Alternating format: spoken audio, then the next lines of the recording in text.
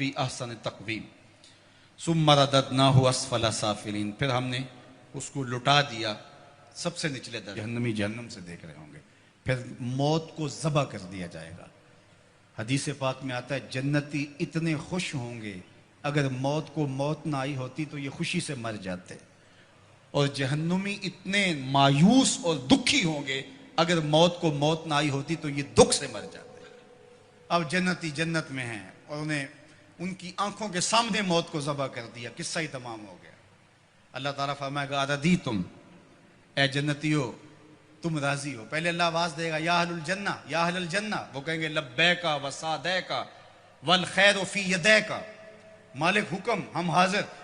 اللہ تعالیٰ فرمائے گا اردیتم، کیا تم راضی ہو؟ تو وہ کہیں گے ما لنا یا رب لا نرضی، اے ہمارے رب ہم کیوں راضی نہیں ہوں گے، ہمیں تو وہ ملا جس کا ہمیں تصور بھی نہیں تھا۔ حضور نے فرمایا کہ میں، بخاری کی روایت ہے، میں اس آخری شخص کو جانتا ہوں، اس آخری شخص کو جانتا ہوں جو جہنم کے رگڑے سہ کے آخر میں جہنم سے نکلے گا اور سب سے آخر میں جنت میں جائے گا۔ فرمایا، اور ایک روایت مسند فردوس دہلوی میں اس کا نام بھی بتایا، تو کہا کہ میں اس آخری شخص کو جانتا ہوں، بخاری کی روایت ہے۔ تو وہ جنت میں جانے کے لیے جہنم سے کوئلے کی طرح سیاہ ہوا ہوگا، جب نکلے گا تو اللہ تعالیٰ اسے کہے گا بتا کیا چاہیے، تو وہ کہے گا کہ مالک مجھے یہ دے دے، یہ دے دے، یہ دے دے۔ اللہ کہے گا لکا ما تمنیت، جو تیری آرزو جا تجھے دے دیا، اب جنت میں چلا جا۔ تو وہ خیال کرے گا جنت میں تو کوئی 1 انچ بھی نہیں بچی ہوگی، اتنے لوگ جنت میں چلے گئے ہیں۔ تو وہ کہے گا مالک میرے لیے وہاں کتنی جگہ ہے؟ تو آواز آئے گی تیرے لیے جنت میں اس دنیا سے 10 گنا جگہ ہے۔ کتنی؟ یہاں تو 1 کنال کا گھر، 2 کنال کا بنگلہ، 6 کنال کی کوٹھی بنانے کے لیے آدھی زندگی لگ جاتی ہے، اور یہ سب سے پھاڑا سمجھتے ہیں نا، جو سب سے آخر میں جنت میں جائے گا، یہ اس کی جاگیروں کا میں آپ کو بخاری کی حدیث کے حوالے سے بتا رہا ہوں۔ اللہ فرمائے گا جا جنت میں، تیرے لیے دنیا سے 10 گنا ہے، 7 بر اعظموں پہ پھیلا ہوا جہاں، اس کو 10 سے ضرب دے۔ یہ کس کو ملے گی؟ جو سب سے آخر میں جنت میں جائے گا، اور وہ کہے گا اتسخر بی وانت الملک، میرے رب تو رب ہو کہ مجھ سے مذاق کر رہا ہے؟ اس کو گمان ہی نہیں ہوگا کہ اتنا مجھے مل جائے گا۔ وہ تو سوچے گا 2 مرلے کا جھونپڑا بھی جنت کے کسی کونے میں مل جائے تو غنیمت ہے۔ اسے کہا جائے گا دنیا سے 10 گنا جگہ تیرے لیے جنت میں تیرے نام ہوئی۔ تو وہ کہے گا اتسخر بی وانت الملک، میرے رب تو رب ہو کہ مجھ سے مذاق کر رہا ہے؟ تو اللہ فرمائے گا مذاق نہیں، یہ حقیقت ہے۔ اور یہ بات سن کر کے، یہ حدیث بیان کرتے ہوئے میرے حضور اتنا مسکرائے کہ صحابہ کو حضور کی داڑھیں نظر آ گئی، کہ اس کو لگے گا ہی نہیں کہ مجھے اتنی جگہ دی گئی ہے۔ یار جو پھاڑا ہوگا، سب سے آخر میں جنت میں جائے گا، اس کو تو اتنی جگہ ملے گی، تو بلال حبشی کی جاگیروں کا عالم کیا ہوگا، عثمان و علی کی جاگیروں کا عالم کیا ہوگا، ابو بکر و عمر کی جاگیروں کا عالم کیا ہوگا، اور جنت کے وارث حسن اور حسین کی جاگیروں کا عالم کیا ہوگا۔ یہ تو سب سے آخر میں جانے والے کی جاگیریں ہیں۔ اب یہ جنت میں اتنا کچھ ملے گا، تو وہ کہیں گے ما لنا یا رب، ہم مالک ہمیں کیا ہوا کہ لا نرضی، ہم راضی نہ ہوں، ہمیں تو وہ دیا گیا ہے کہ جو کسی کو نہیں دیا گیا۔ تو اللہ فرمائے گا میں تمہیں اس سے بھی بہتر کچھ دیتا ہوں، میں اور تمہیں تمہاری جھولی میں کچھ ڈالنے والا ہوں۔ تو یہ کہیں گے مالک کو کسر تو نہیں رہے گی، ہم اگر یاد بھی کریں تو کوئی شے نہیں یاد آتی جو ہمیں ملی نہ ہو، جو آرزو تھی وہ ساری کی ساری پوری ہو گئی۔ اللہ فرمائے گا میں تمہیں ایک اور شے دینے لگا ہوں، تو وہ جھولیاں پھیلا لیں گے، اور اللہ فرمائے گا میں تم سے راضی ہو گیا ہوں، اب کبھی بھی ناراض نہیں ہوں گا، میں تم سے راضی ہو گیا ہوں، اب کبھی بھی ناراض نہیں ہوگا۔ جنت سے یا تو موت اس نعمت کو ختم کرے گی، یا پھر اللہ ناراض ہو جائے تو اللہ کسی کو نکال دے، تو اللہ ضمانت دے گا میں اب تم پہ ایسا راضی ہوں، اب کبھی بھی تم سے ناراض نہیں ہوں گا۔ ایسا اجر اللہ عطا کرے گا، فَلَهُمْ أَجْرٌ غَيْرُ مَمْنُونَ۔ اللہ اکبر، فَمَا يُكَذِّبُكَ بَعْدُ بِالدِّينِ۔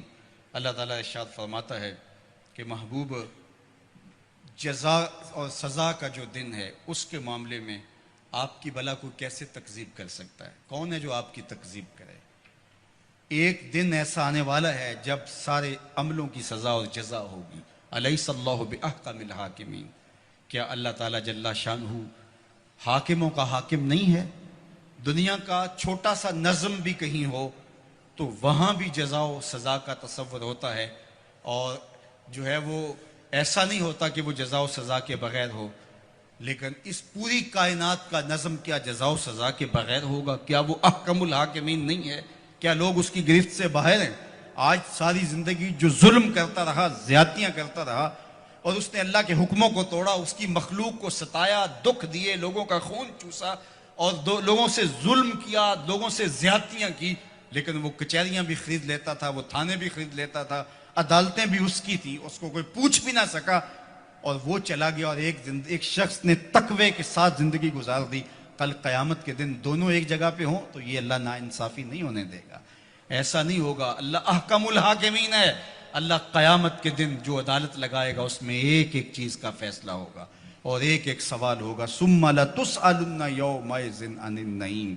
تو آئیے آج کی اس مختصر زندگی کو اللہ کے نام لگا دے۔ آج موقع ہے، کل نہیں ہوگا۔ اج سا بھی نے کھلے راہ بھی نے، انج ٹوک نوکھڑے ٹوکدے نہیں، ٹر پویں تے پینڈے مک جاندے، کار بیٹھے ہیں فاصلے مکنے نہیں۔ آج موقع ہے، آج اس کی رحمت آوازیں دے رہی ہے، اور مہینہ ہے رمضان المبارک کا، اور جمعۃ المبارک کی گھڑیاں ہیں۔ ابھی سچے دل سے اس کی طرف رجوع کر لیں، یہ لمحے دوبارہ نصیب نہ جانے ہوں کہ نہ ہوں، تو قبل اس سے کہ وہ وقت آئے کوئی حجت باقی نہ رہے، پھر ہاتھ ملتے رہ جائیں۔ آج موقع ہے، آج توبہ کا دروازہ بند نہیں ہوا، رحمتوں کے دروازے کھلے ہوئے ہیں، اس کی رحمتیں آوازیں دے رہی ہیں، میرے بندے آ جاؤ۔ میں یہ نہیں دیکھوں گا کہ تم آئے کب ہو اور کتنے پاپ لیے آئے ہو، میں یہ دیکھوں گا آئے تو میری چوکھٹ پہ ہو۔ تمہارے نہ صرف گناہ معاف کروں گا بلکہ گناہوں کو بدل کے نیکیوں میں تبدیل کر دوں گا، تم آؤ تو صحیح میری چوکھٹ پہ۔ ایک فقیر تھا، وہ بازار میں کھڑا رو رہا تھا، تو کسی نے رک کے کہا بابا کیا ماجرا ہے، کیوں رو رہے ہو؟ کسی نے مارا ہے؟ کہا نہیں کوئی ایسا ماجرا نہیں، تو پھر کیوں رو رہے ہو؟ کہا لوگوں کے رویے نے مجھے رلا دیا۔ کیا مطلب؟ کہا بازار سے گزر رہا تھا، دنیا میں کھوئے ہوئے لوگوں کو دیکھا، دل میں ترس جاگا، تو میرا خیال آیا ان بندوں کی رب کی صلح نہ کروا دوں۔ تو کہا پھر کیا ہوا؟ کہا میں نے اس سے بات کی، آواز آئی لے آ میری چوکھٹ پہ، ایک آنسو سے سارے گناہ دھو ڈالوں گا۔ میں بڑا خوش ہوا، میں نے ان سے بات کی، یہ الٹا میرا مذاق اڑانے لگے۔ جا بابا کام کر، تجھے کیا پتا دنیا داری کیا ہوتی ہے۔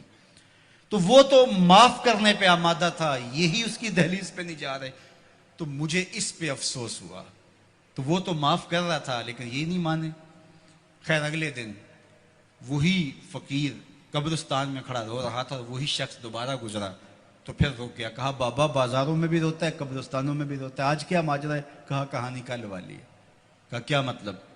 کہا کل ان کو دنیا میں کھوئے ہوئے دیکھا، میرے دل میں خیال آیا ان بندوں کی رب کی صلح کروا دوں، وہ تو مان گیا، وہ بندے ہی نہیں مانے، مایوس ہو گیا تو آج ادھر آ گیا، اور آج خیال یہ ہوا ان قبرستان والوں اور رب کی صلح کروا دوں۔ تو بڑے تجسس سے پوچھا آج کیا بنا؟ کہا آج یہ مان گئے وہ نہیں مانتا، آج یہ مانتے ہیں وہ نہیں مانتا۔ تو صاحب آج وہ مان رہا ہے، کہیں ایسا نہ ہو کہ پھر ہم مان جائیں اور وہ نہ مانیں۔ آج لے ان کی پناہ، آج مدد مانگ ان سے، کل قیامت کو نہ مانیں گے اگر مان گیا۔ ماہ سیام کی برکتیں لوٹ لو۔ یہ وہ میں نے دیکھا شیراں والا باغ کے قریب وہ ریڑیاں لگاتے ہوئے، جب پھل آخری دنوں میں ہوتا ہے تو وہ سستا کر دیتے ہیں، تو وہ کہتے ہیں یہ جاتے ہوئے موسم کی بہار لوٹ لو۔